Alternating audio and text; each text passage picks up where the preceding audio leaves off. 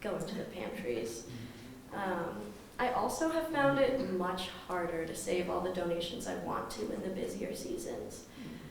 Once spring starts and when summer is just endless amounts of squash and tomatoes and root vegetables, broken carrots, broken radishes, it's just really hard to keep track of the almost 100 or more people that work at the farm and try and get everyone on the same page that it's really easy to just put a box next to you and whatever you're doing, whenever you're at the washer, whenever you're in the field, whenever you're packing wholesale orders, to always keep in mind that you don't have to just compost the uglier things. Like, it's just as easy to have a little box next to you and throw it in there instead of the compost pile. So to kind of fix that, I discovered that I needed to make it more clear and create simple steps for anyone at any role in the farm to know where the designated areas are for bread that's on its sell-by date, apples that have bruises, whatever we're packing at the washer, to just have everyone know where it needs to be put so that I can deal with it. I just also want to add that the communication piece is a big one. And just when you have volunteers, 100 or 300, you have to come up with a system that both helps them feel a part of the organization, but also gives them the day-to-day. So Tom over there helped us know that we needed to use Slack, I think, back in the day. We use Slack, we use email, we use text. We now have a more sophisticated, we actually got a grant. This is where, find your donors who might be part of a corporation who want to fund technology. Someone funded for us to get a customized Salesforce app for, we customized Salesforce for ourselves, which just happened. And so that's something that was a challenge that became something that we could solve.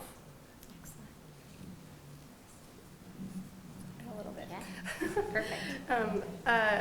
Little different challenges because, they're farms and they're already produced food that's being kind of taken out of that waste stream. But with our service garden, we're growing the food specifically. And growing food with volunteers is one challenge. And then the way we started this program was a 1 day of the week trial. And we wouldn't have been able to do that because without the local food purchasing assistance grant that Andrea so graciously thought of us for, and that allowed me to be paid 1 day a week to try this out as a farm manager. 1 day a week is not a farming schedule. So, so if you can imagine the challenge of hoping it rains, which luckily we had a year of rain, but I can't afford to go out there every day without being paid. And so that trial was really interesting. And we were able to produce a ton of food, literally 1,400 pounds on a 1/16 of an acre is what we donated. So it was a very small space trial, and it was a very small time frame trial. And we think we kicked some butt. So, having that challenge over with and kind of seeing what it was like the first year has made us confident to expand it. Excellent. I'm going to pause right here. Does anybody have any questions that they'd like to ask? Go ahead. Yes, Judy, on the food waste. Oh, I got it. I wasn't going to put you on the spot, but since your friend did. I'm Harry Henry, family Cape Cod Cooperative. So Judy, a question.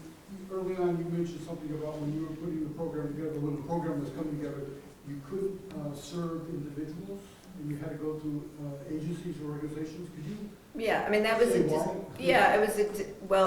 we had a waiting list, and we never want to have a waiting list. So the need in the Boston area was huge.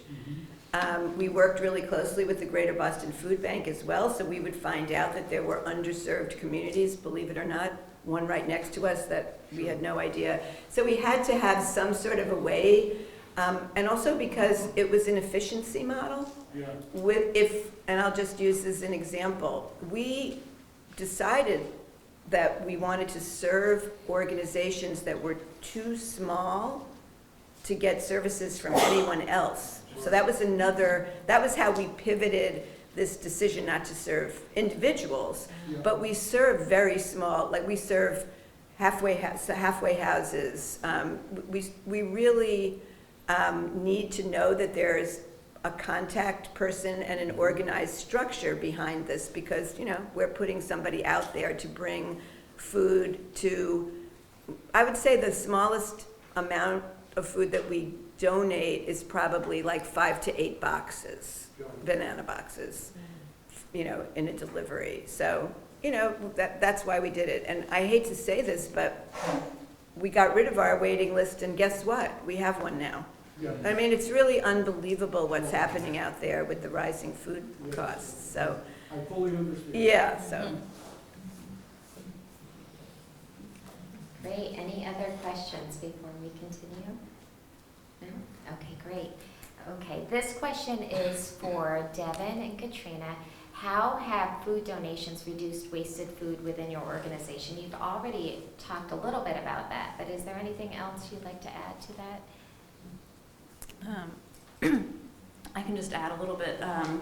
Gleaning is a historic practice where people, you know, from biblical times, way, way back, would come into a field, and oftentimes it was mandated that you had to leave food for the poor for them to come and harvest. So that's the historical basis of the term gleaning. When we do gleaning, it's because Matt, our local farmer at Pariah Dog Farm, he overplants, he overseeds as a buffer between himself and some unforeseen disaster. So that's very normal practice. And because he's one farmer, he does a lot extra just in case there's a bad week or a drought or insects or a disease or whatever. So he will end up with like 5 rows of turnips, and he only sells them when they're this big. And so if they get this big, he can't sell them. Nobody's going to buy them, or the radishes start splitting, or a tomato's not perfect. And so normally he would turn that back into the soil, which is great nutrients, but it's perfectly good food. So as was already mentioned,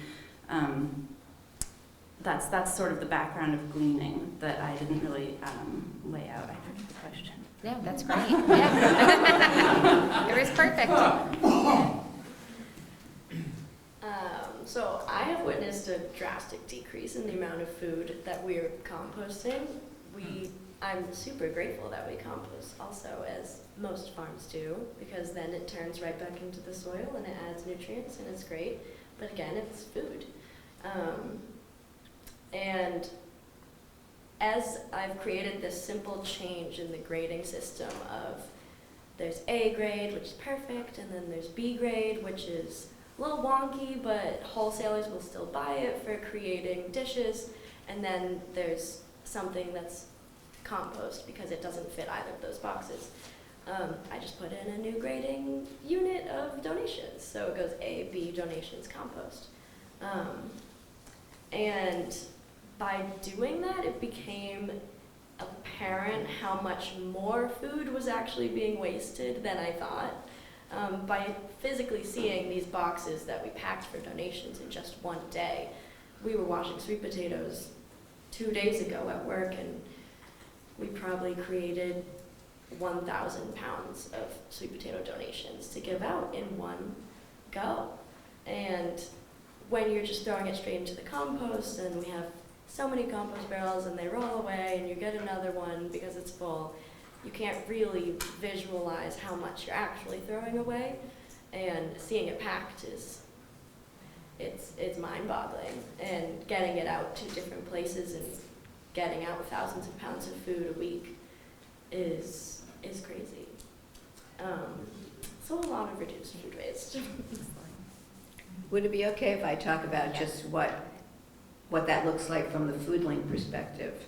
So I'm a volunteer, so my shift is at one of the most generous companies, Trader Joe's, and they use a lot of packaging, so that increases the spoilage of food. So when I first said I would do a few runs to see how I liked it, my first experience was, I want to say, like in probably October or November, and I could not believe how much came out the back door. Now that was before this law was passed. Trader Joe's was way ahead of everybody else. They were composting already. Their bins were full, and we would have like 25 boxes full of food, that some of which we had to put back in their compost because it wasn't good. But most, 90% of it was perfectly edible food. So the joy that we all get as volunteers, Tom experienced this, is being able to watch as you take the food right out of it. Literally, you're just saving it from the compost heap. That's just, protein, not just produce. So we're talking about produce, but I can just tell you, one day in the middle of winter, I was like going to be all by myself, and I begged my husband to come with me, and he's like, really? Okay. We get to Trader Joe's, and someone had wheeled out a shopping cart filled with frozen chicken, packaged, that probably it wasn't frozen when they wheeled it out the night before, but it was like 10 degrees out. And here was all this frozen chicken that we were able to take. Now at this point, we had a freezer that we were using from a church, and we could take it to that freezer, and we had more than one day to turn it around. But in the past, any of the protein that we got, we had to turn around in 24 hours because all we had was refrigeration. So I think, it's simply unbelievable what is going out the back door. And that's why I asked this question before about donation versus composting. Because I have equally seen at some other very, very generous supermarkets where I volunteered, they have a huge composting system right there. And I have watched things go in there that I'm thinking, why aren't they giving that to me? So, and I know the answer, because it's easier to do that if it's not the day that we're coming and they're going to have too much. But anyway, it's a problem, but it's great to watch the waste go down and the food get back out for the people who are hungry. Well, thank you. The next question is about sustainability. Are your programs dependent on funding or donations, or how do you ensure sustainability for your donation programs? Would like to start.